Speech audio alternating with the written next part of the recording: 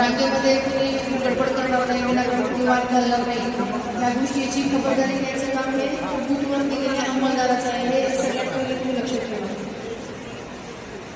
मतदान केंद्रावरती समजा ज्या ठिकाणी तुम्ही मतदान घडवले तर त्या ठिकाणी आपण कोऑर्डिनेशन व्यवस्थित करून एकमेकांना काही मदत लागत असेल तर मदत करा, मार्गदर्शन करा. मतदान केंद्रामध्ये एकदा तुम्ही गेलात की तिथं नसताना जेव्हा मतदान चालू होईल तेव्हा मतदान केंद्राच्या अध्यक्षाच्या परवानगीशिवाय आपण आतमध्ये अजिबात प्रवेश करायचा नाही. आतमध्ये जाऊन वोटिंग कसं चालते पण आपलं काम नाही तर तिथे काही कायदा व सुव्यवस्थेची परिस्थिती बोलली असतात. केंद्राध्यक्ष यांनी तुम्हाला सांगितलं की आम्हाला काही मदतीची आवश्यकता आहे, त्यावेळी आपण तिथे त्यांना आपली पोलीस मदत द्यायचं काम करायचं आहे.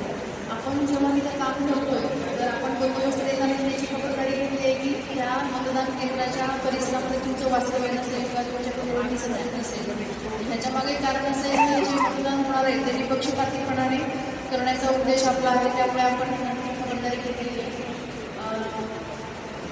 एखादी मतदान केंद्राच्या ठिकाणी एखादा इलेक्ट्रिक मतदान करायला आलेला आहे, ज्याला